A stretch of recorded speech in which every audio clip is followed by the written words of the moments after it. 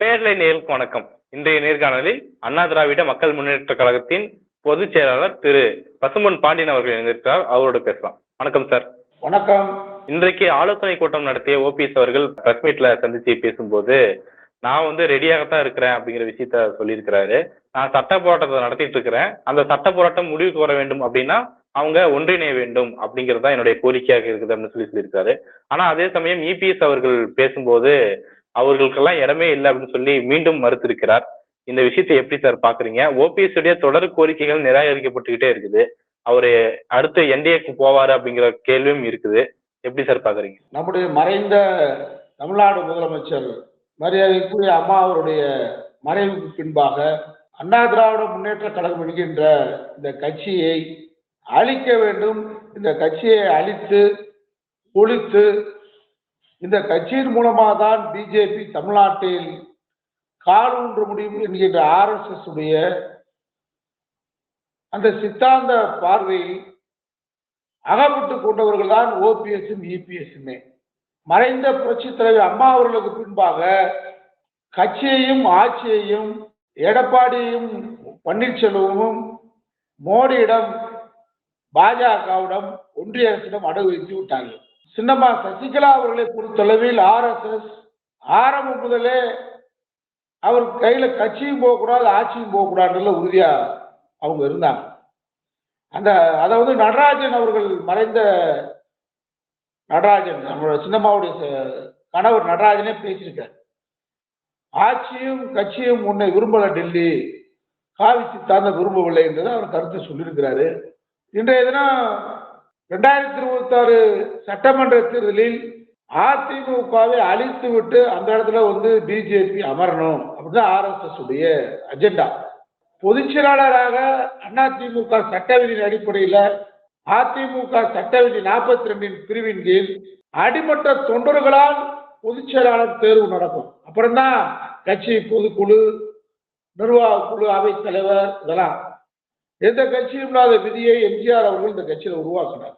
அந்த விதியின் அடிப்படையில் அசம்பாவிதம் பொதுச் செயலாளருக்கு ஏற்பட்டால் தற்காலிகமான பொதுச் செயலாளர் ஒருவர் தேர்வு செய்யப்பட்டு அந்த தற்காலிகமான பொதுச் செயலாளர் தேர்ந்தெடுக்கிற அதிகாரம் தான் பொதுக்குழுக்கு இருக்கு. அந்த பொதுக்குழுவில் தேர்ந்தெடுக்கப்படக்கூடிய பொதுச் செயலாளர் நிரந்தர பொதுச் செயலாளர், அதாவது கட்சியின் அடிமட்ட தொண்டர்களால் தேர்தல் அடிப்படையில் தேர்ந்தெடுக்கப்படுகின்ற பொதுச் செயலாளர் தேர்வு வரைக்கும் இந்த தற்காலிக பொதுச் செயலாளர் பதவி நீடிக்கும் தான் பொதுக்குழு விதி. அதிமுக தொண்டர்களுக்கு, எம்ஜிஆரின் தொண்டர்களுக்கு, புரட்சி தலைவர் அம்மாவை பின்பற்றிய தொண்டர்களுக்கு இந்த பேட்டியின் வாயிலாக சொல்ல விரும்புகிறது. அந்த அடிப்படையான விதியை ரெண்டு பேருமே மாற்றி, அதாவது ஓபிஎஸ் இபிஎஸ்மே மாற்றி பொதுச் செயலாளர் பதவியவே எடுத்துட்டு ஒருங்கிணைப்பாளர் இணை ஒருங்கிணைப்பாளர் பதவியை அவங்க தேர்வு செய்ததே ஆர்எஸ்எஸ் அஜெண்டா.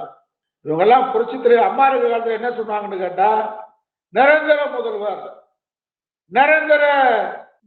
நிரந்தர பொதுச் செயலாளர் சொல்லிட்டு இருந்தவங்க. அதை விட அப்ப உதயகுமார் ஒரு முன்னாள் அமைச்சர் சொல்லுவாரு, வேடிக்கையா இருக்கும், அம்மா இருந்த இடத்துல பொதுச் செயலாளர் இருந்த இடத்துல நாங்க அந்த பதவியில வேற யாரையும் பார்க்க விரும்பல, அதனாலதான் ஒருங்கிணைப்பாளர் இணை ஒருங்கிணைப்பாளர் புதிய பதவியை போடுறோம்னு சொன்னாரு. அம்மா இருந்த இடத்துல பொதுச் செயலாளர் வேற ஆளை பார்க்க விரும்பலன்னு சொன்னா முதலமைச்சரா எப்படி எடப்பாடி பழனிசாமி அம்மா இருந்த இடத்துல ஒத்துக்கிட்டீங்க? சுயநல கும்பல்.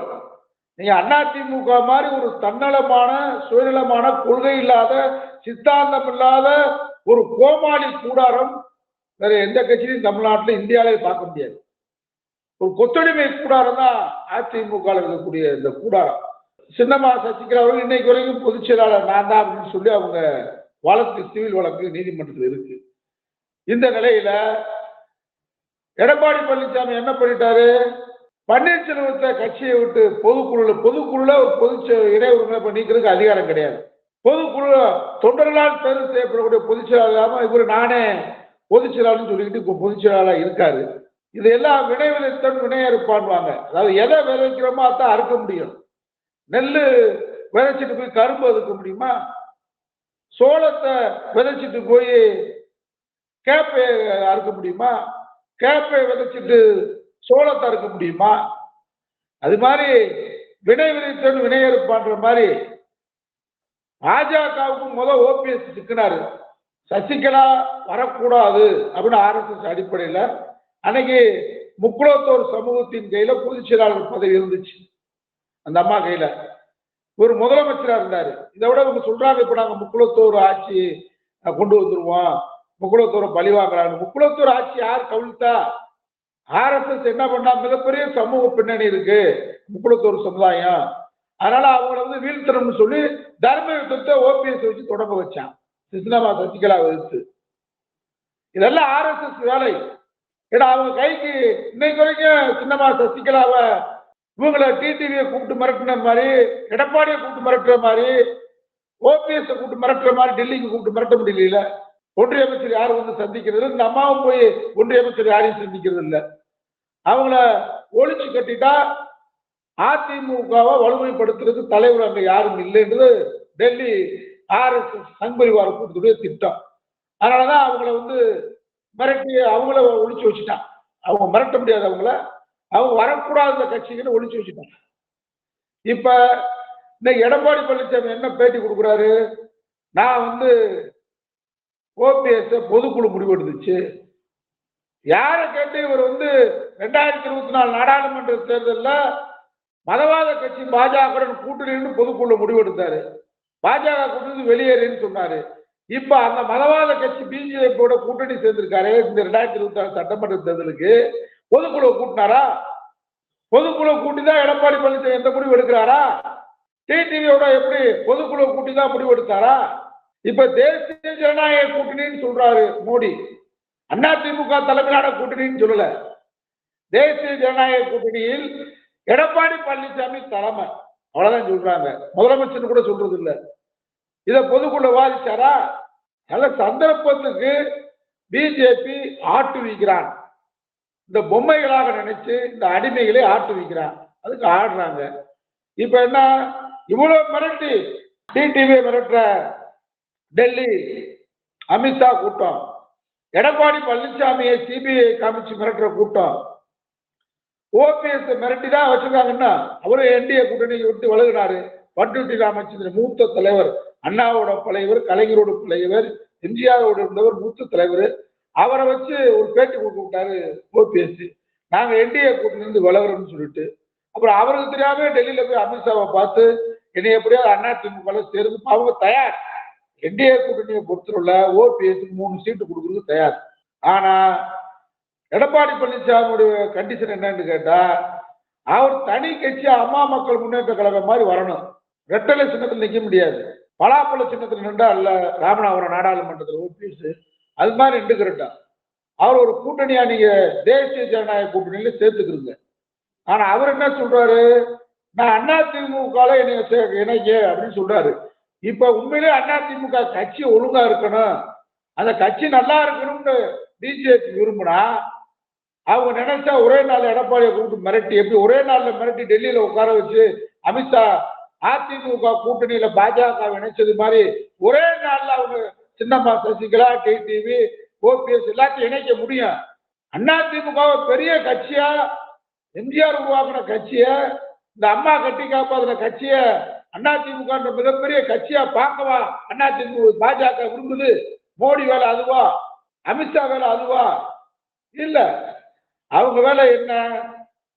ஓபிஎஸ் பயன்படுத்தி, டிடிவியை பயன்படுத்தி, எடப்பாடியை பயன்படுத்தி இந்த தேர்தலில் 2026 அதிமுகவோட ஒரு 30 சீட்டு 40 சீட்டு சட்டமன்ற உறுப்பினர்களாக ஆகிவிட வேண்டும். அவங்களுக்கு தெரியும் திமுகவை வீழ்த்த முடியாது. திமுக அமைச்சற்ற கூட்டணி லட்சிய கூட்டணி, மதச்சார்பற்ற கூட்டணி. திராவிட முன்னேற்ற கழகத்தின் தலைவர் முதலமைச்சர் தலைமையிலான கூட்டணி வெல்லுகின்ற கூட்டணி. இது அமித்ஷாவோட உளவுத்துறைக்கும் தெரியும், மோடிக்கும் தெரியும். ஆனா இந்த தேர்தலில் ஆர்எஸ்எஸ் உடைய அஜெண்டா தமிழ்நாட்டில் திராவிட இயக்கங்களை வீழ்த்த வேண்டும், ஆர்எஸ்எஸ் உடைய அஜெண்டா. அதற்கு முதலில் அதிமுகவை அங்கே கேட்பாரற்று கிடக்குது, ஊழல் மடிந்து கிடக்கிற கட்சி, லஞ்ச லாவணத்தில் மடிந்து கிடக்கக்கூடிய கட்சி, சிபிஐயால் அமலாக்கத்துறை என்றால் பயப்படுகின்ற கட்சி, வருமான வரித்துறை ரைடு என்றால் பயப்படுகின்ற கட்சி, கோடி கோடியாக நம்மளே அவர்களை கொள்ளையடித்து விட்டு அதை ஆதாரங்களை பிடித்து வைக்கக்கூடிய கட்சி பிஜேபி. அதனால இந்த 2026 தேர்தலில் அவருடன் நட்பு வைத்து அதை வடக்க மாதிரி நிதிஷ்குமார்ட்ட கூட்டணி வச்சு நிதிஷ்குமாரை காலி பண்ணிட்டாங்க. மராட்டியத்துல கூட்டணி வச்சு சிண்டே இவங்க காலி பண்ணது மாதிரி எடப்பாடி பழனிசாமி ஓபிஎஸ் டிடிவிக்கு ஒரு ஆசை வார்த்தை கேட்டிருக்காங்க. நீங்க கூட்டணியில இல்ல சார், நீங்க குறிப்பிட்ட 2 மாநிலத்திலயுமே இப்ப நிதிஷ்குமார் திரும்பவும் பெரும்பான்மையான வெற்றியை பெற்று ஆட்சிக்கு வந்திருக்காரு. மகாராஷ்டிராலும் அதே மாதிரியான பெரும்பான்மையான வெற்றியை பெற்று 2 பேருமே துணை முதலமைச்சர் ஆகியிருக்காங்க. கட்சி ஸ்டேபிளா தானே இருந்திருக்கு, எந்த இடத்துல மலிஞ்சு போகலையே.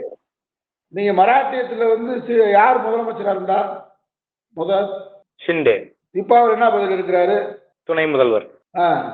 அப்ப ஏன் இப்ப வர முதலமைச்சர் வாய்ப்பு கொண்டுதானே இப்ப யார் ஆட்சி மராட்டியத்துல? அது மாதிரி நிதிஷ்குமார் யார் தயவுல இப்ப ஆட்சியில் இருக்கிறாரு? அங்க நடக்கிற ஆட்சி நிதிஷ்குமார் கட்சி பேர்ல இருக்கா? பாஜக தேசிய ஜனநாயக கூட்டணி ஆட்சி, மராட்டியத்துல தேசிய ஜனநாயக கூட்டணி ஆட்சி. முதலமைச்சரா இருந்தவர் ஏன் 2 மாசத்துக்கு முன்னாடி சிண்டே முதலமைச்சருக்கு ஏன் துணை முதல்வர்? பிற்படுத்தப்பட்ட சமூகங்களை சேர்ந்த சிண்டே இவர் பவார்லாம் வர முடியாது. அங்கே ஒரு பிராமணர் தான் முதலமைச்சர். அது மாதிரி அங்க அவரை கொஞ்சம் கொஞ்சமா அடிச்சுட்டாங்க பீகார்ல. அந்த வேலைதான் இப்ப இங்க இந்த தேர்தலில் எடப்பாடி பழனிசாமி முதலமைச்சர் எங்கேயாவது மோடி மதுராந்தகத்தில் பேசும்போது தமிழ்நாட்டின் நல்லாட்சியை நடத்தி கொண்டிருந்த எடப்பாடி பழனிசாமி முதலமைச்சராக சொல்லியிருக்காரா? இதே மோடியும் இதே அமித்ஷாவும் இந்தியாவிலே ஊழல் மலிந்த ஆட்சி அதிமுக ஆட்சின்னு சொல்லலையா? அண்ணாமலை இன்னைக்கு டிடிவியை கொண்டு போய் கூட்டணியில் சென்றிருக்கிற அண்ணாமலை என்ன சொன்னாரு? ஜெயலலிதா ஊழல் பெருவழின்னு சொல்லலையா? அதுக்கு மன்னிப்பு கேட்டிருக்காரா? இதே எடப்பாடி பழனிசாமிய ஊழல்கள் அளித்த முதலமைச்சர் சொல்லி அமித்ஷா பேசலையா? மோடி பேசலையா? அதனால இது ஒரு சந்தர்ப்பவாத கூட்டணி. இந்த கூட்டணியில அதிமுக கட்சியில எப்படியாவது இணைந்து விட வேண்டும் என்று ஓபிஎஸ் கருதுகிறார். அதற்கு பெட்டிஷன் கொடுக்கிட்டே இருக்காரு, டெல்லியில போய் சந்திக்கிறாரு. இதுக்காக தேசிய ஜனநாயக கூட்டணி விலகிறேன்னு சொன்னாரு. இப்ப அவங்க தேசிய ஜனநாயக கூட்டணிக்கு வாங்கன்னு தான் சொல்றாங்க. தனி கட்சியா வாங்க, அதாவது வச்சிருக்காரு உரிமை மீட்பு கழகம், அதிமுக உரிமை, அது ஒரு கட்சியா வாங்க, 3 சீட்டு உங்க மகனுக்கு 1, உங்களுக்கு 1, இன்னொரு இளைய மகனுக்கு 1, 3 சீட்டு கொடுப்போம்ன்றாங்க. ஆனா அவரை பொறுத்தவரை இன்னும் என்ன சொல்றாரு? நான் உரிமை போராட்டம் நடத்தி கொண்டிருக்கிறேன்.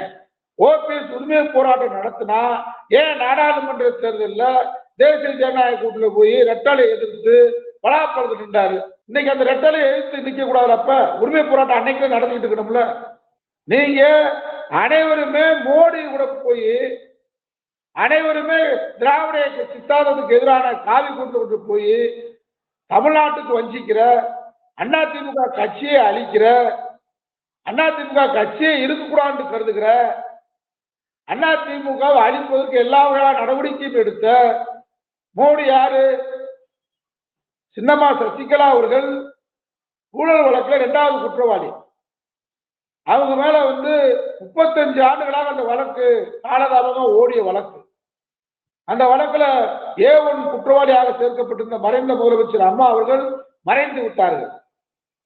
35 வருஷமா இழுத்தடிக்கப்பட்ட வழக்கு. இவங்க பொதுச் செயலாளராக அதிமுகவுக்கு தேர்ந்தெடுக்கப்பட்டவுடன் இதே டிடிவி இன்னைக்கு சொல்றாரு, ஓபிஎஸ் தர்ம யுத்தம் நடத்துறதுனாலதான் அவர் முதலமைச்சரா இல்லாம போயிட்டாரு. அவரை தர்ம யுத்தம் நடத்த வச்சது யாரு? உதயகுமார் பேச்சை கேட்டுட்டு அவரை மிரட்டி ஓஎஸ் காலன்ல ராஜினாமா கடித முதலமைச்சரா பதவி வாங்கினது டிடிவி தானே. அவரை தர்ம யுத்தம் நடக்க வச்சது நீங்க செஞ்சீங்க. அவர் போய் பாஜக காலில் விழுந்தாரு. ஆடிட்டர் கிருஷ்ணமூர்த்தி இதை பகிரங்கமா பேட்டியில சொல்றாரு, நான் தான் தர்ம யுத்தம் நடத்த சொன்னேன், அம்மாவின் மரணத்தில் சந்தேகம் என்று சொல்லுங்கள் என்று அம்மாவின் நினைவிடத்தில் உட்கார வைத்து நான் தான் ஆடிட்டர் கிருஷ்ணமூர்த்தி சொல்றாரு. ஓபிஎஸ் அதை ஒத்துக்கிட்டாரு. அப்ப RSS அஜெண்டாவை தான் அங்க நிறைவேற்றுறாங்க. அதுக்கு காரணம் அமைஞ்சது டிடிவி இவரை மிரட்டி முதலமைச்சர் பதவியை ராஜினாமா பண்ண வச்சது. அப்ப பிஜேபி எல்லாம் கொத்தடிமையா போட்டீங்க. இன்னைக்கு சொல்றாரு ஓபிஎஸ், அன்னைக்கு முதல்ல ஓபிஎஸ் மிரட்டினீங்க, அவர் போய் பிஜேபி கிட்ட சரண்டர் ஆயிட்டாரு. இப்ப ஏன் டிடிவிய லஞ்ச வாங்கின வழக்குல, இரட்டலை சின்னத்து லஞ்ச வாங்கின வழக்குல டெல்லி சிறையில் அடைச்சது யாரு? மோடி தானே? இந்த அம்மா முதலமைச்சராக கூவத்தூர்ல எம்எல்ஏக்களை வைத்து தேர்வு செய்யப்பட்டவுடன் 22 நாள் கவர்னரை பதவி பிரமாணம் எடுக்க விடாம தமிழ்நாட்டுக்கு வர விடாம தடுத்து 2 நீதிபதிகள் அன்றைக்கு வழங்கிய அந்த தீர்ப்புல ஒரு நீதிபதி இவரை விடுதலை செய்வதாகவும் ஒரு நீதிபதி தண்டிப்பதாகவும் எழுதியிருக்கிறாங்க. இதை தெரிஞ்சுக்கிட்ட RSS உள்ள புகுந்து 2 பேரும் ஒரே தண்டனை கொடுங்கன்னு சொல்லி வாங்கி தண்டிச்சு பரப்புன அக்கிரகாரத்துல சிறையில் அடைத்த இந்த பாஜக ஒரு ஆளுமிக்க தலைவியாக சசிகலா அதிமுக கட்சியையும் ஆட்சியும் நடத்தி விடுவார் என்று கருதி சிறையில் அடைச்சு இந்த கொத்தடிமை மூலமாக அதிமுக என்ற கட்சியை கைப்பற்ற இன்றைக்கு துடித்துக் கொண்டிருக்கிற அனைத்து RSS மதவாத சங்கிகள் கூட்டத்திற்கு துணை போகிற டிடிவியா இருக்கட்டும், OPS இருக்கட்டும், எடப்பாடியாருக்கு மக்கள் எப்படி ஏத்துக்கிடுவா, அதிமுக தொண்டர்கள் எப்படி ஏத்துக்கிடுவாங்க? தொண்டர்களுக்கு தெரியாதா? இன்றைக்கு வரைக்கும் அதிமுக திராவிட முன்னேற்ற கழகம் இருக்கு. ராகுல் காந்தி தலைமையிலான இந்தியா கூட்டணியை திமுக நம்ம MK ஸ்டாலின் தலைமை பண்ண சொல்றாங்க. தமிழ்நாட்டை பொறுத்தவரை நம்ம எழுச்சி தமிழர் திருமாவளவனா இருக்கட்டும், மார்க்சிஸ்ட் கம்யூனிஸ்ட் கட்சி, இந்திய கம்யூனிஸ்ட் கட்சி, நம்முடைய காங்கிரஸ், மதிமுக, எங்களை போன்ற அமைப்புகள் எல்லாம் என்ன சொல்றோம்? அண்ணா திராவிட மக்கள் முன்னேற்ற கழகம், பல்வேறு கட்சி என்ன சொல்றோம்? தமிழ்நாட்டின் திராவிட மாடல் 2.0 ஆட்சி மீண்டும் பாஜக என்கிற பாசி சக்தியை வீழ்த்துவதற்கு தளபதி MK ஸ்டாலின் தலைமையில் ஆட்சி அமையும். திராவிட முன்னேற்ற கழக தலைமையில் இந்தியா கூட்டணி மதச்சார்பற்ற அணி அப்படின்னு சொல்றாங்க. இப்படி எங்கேயாவது தெளிவா சொல்றாங்களா? இன்னைக்கு எடப்பாடி பழனிசாமி சொல்றாரு கூட்டணி மந்திரி சபை இல்லைன்றாரு. நேற்றைக்கு தேனியில டிடிவி பேட்டி கொடுக்குறாரு. என்ன பேட்டி கொடுக்குறாரு? நான் சட்டமன்ற தேர்தலில் போட்டியிட மாட்டேன், ஆதரவாளர்களை போட்டியிட வைத்து தமிழ்நாடு கூட்டணி மந்திரி சபையில் அமைச்சராக்குவேன்றாரு. இதை மறுக்க முடியுமா? கூட்டணி மந்திரி சபை இருக்குன்னு சொல்றாரு. டிடிவி யாரை சந்திச்சு இந்த கூட்டணியில் இணைஞ்சாரு? டிடிவி பீஸ் கோயில பார்த்து பீஸ் போயிட்டாரு. கூட்டணிக்கு தலைமைன்னு சொன்னா, நாங்க பங்காளி சென்றுன்னு சொன்னா, நீங்க எடப்பாடி தலைமையை சந்திச்சு அவருக்கு சார்ல போட்டு நான் உங்க கூட்டணியில இணைகிறேன் அப்படின்னு சொல்லியிருக்கிறார். ஆனா அவர் யார் தலைமையில் இணைஞ்சாரு? பீஸ் கோயில் யாரு? அப்ப கூட்டணிக்கு யார் தலைமை? தேசிய ஜனநாயக கூட்டணி. தமிழ்நாட்டில் அமைய போற ஆட்சி எம்ஜிஆர் ஆட்சியா? தமிழ்நாட்டில் அமைய போற ஆட்சி அம்மா ஆட்சியா? தமிழ்நாட்டில் அமைய போற ஆட்சி எடப்பாடி பழனிசாமி தமிழ் ஆட்சியா? இல்லையே. தமிழ்நாட்டில் அமைய போறது RSS ஆட்சி. தமிழ்நாட்டில் அமைய போறது மோடி தலைமையிலான ஆலோசனையான ஆட்சி. தமிழ்நாட்டில் அமைய போற ஆட்சி அமித்ஷா தலைமையிலான ஆலோசனை அடிப்படையில் ஏற்படக்கூடிய ஆட்சி தானே அர்த்தம். எங்கேயாவது மோடி எந்த இடத்துலயாவது பிஜேபி காரங்க நைனா நாயகர் உட்பட யாராவது தமிழ்நாட்டில் மீண்டும் அதிமுக புரட்சித்திலே அம்மா ஆட்சி ஏற்படுத்துவதற்கு பாஜக துணை நிற்கும் பேசிட்டாங்களா? எடப்பாடி தைரியம் இருந்தா கேட்கிறேன், டிடிவி கேட்கிறேன், OPS கேட்கிறேன். நீங்க மீண்டும் அம்மா ஆட்சி அமையும் தேசிய ஜனநாயக கூட்டணி தலைமையிலான அதிமுக தனிச்சு ஆட்சி அமைக்கும் அப்படின்னு சொல்லுங்க.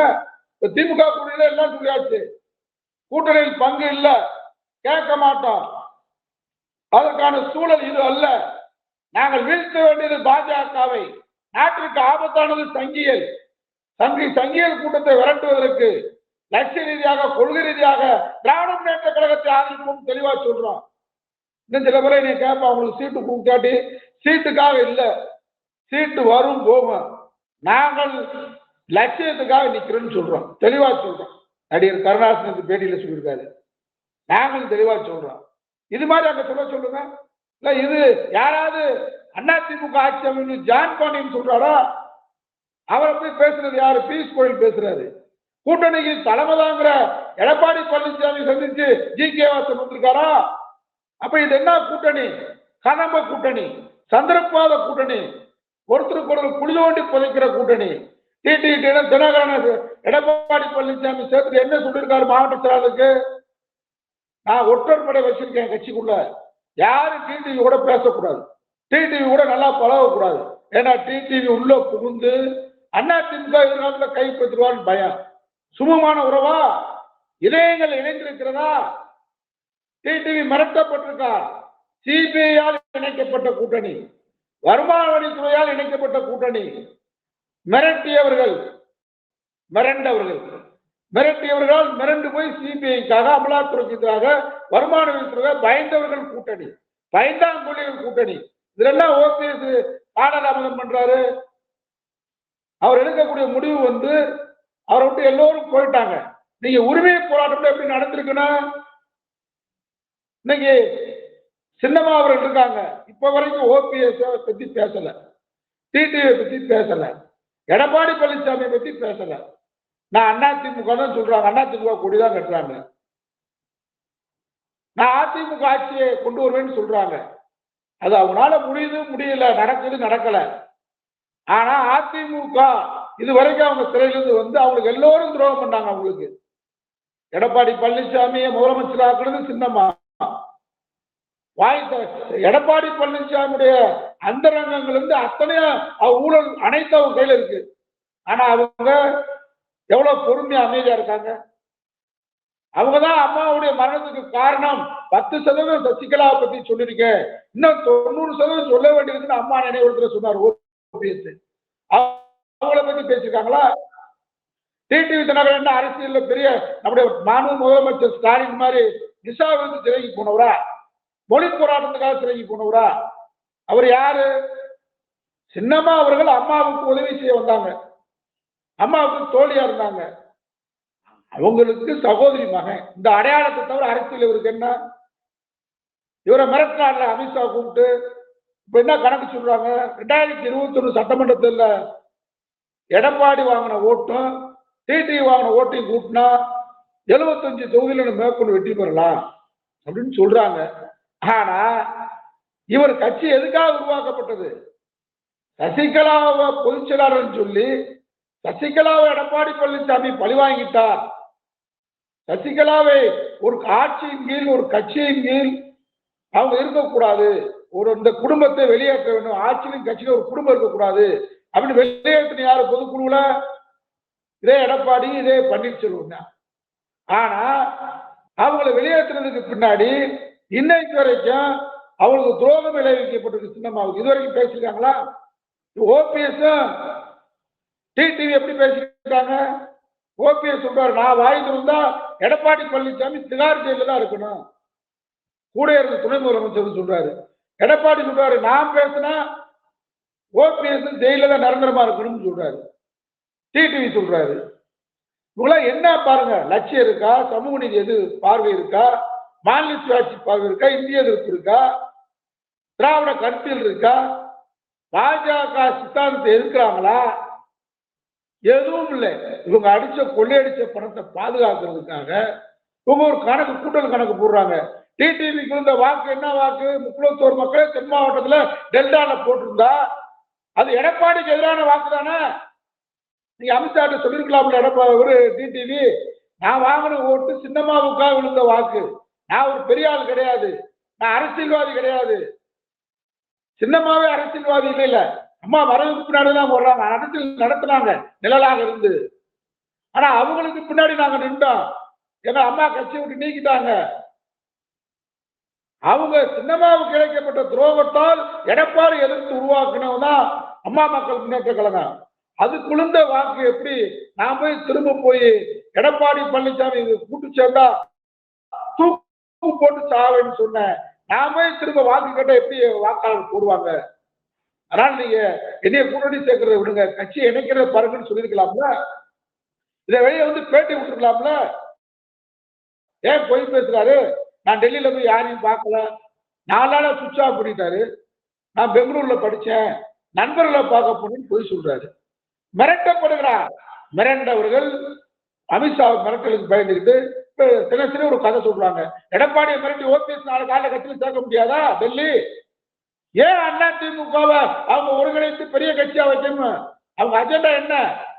இந்த தேர்தலில் திமுக அடுத்து மிகப்பெரிய கட்சி பாஜக, இந்த கட்சியை அண்ணா திமுகவும் க்ளோஸ் பண்ணிடணும். அடுத்த தேர்தலில் திமுகவை நம்ம வீழ்த்தணும். 100 ஆண்டு கால கனவு. இவர்கள் அம்மா ஆட்சி ஏற்படுத்த வருகிறார்களா பிஜேபி? தமிழ்நாட்டு புரட்சித் தலைவர் எம்ஜிஆர் ஆட்சியை கொண்டு வருவதற்கு மோடி அலைகிறாரா? அமித்ஷா வருகிறாரா? பியூஷ் கோயல் அலைகிறாரா? எடப்பாடி பழனிசாமியவே இதுவரை முதலமைச்சர் சொல்லலையே, அதிமுக தலைமையிலான கூட்டணின்னு சொல்லலையே. இன்னைக்கு கூட்டணி கட்சி உதிரி கட்சியில கூட பியூஷ் கோயல் தானே பேசிக்கிட்டு இருக்காரு. அதனால ஓபிஎஸ், இபிஎஸ், டிடிவி மக்களால் இந்த தேர்தலில் புறக்கணிப்பு நடத்துவார்கள். கொள்கைவாதிகளால், திராவிட உணர்வாளர்களால், எம்ஜிஆரின் தொண்டர்களால், அம்மாவின் தொண்டர்களால் பிஜேபி தமிழ்நாட்டில் 234 தொகுதியும் ஜாமீன் தொகை டெபாசிட் இழக்கும். நிறைய விஷயம் சார். மிக்க நன்றி சார். நன்றி.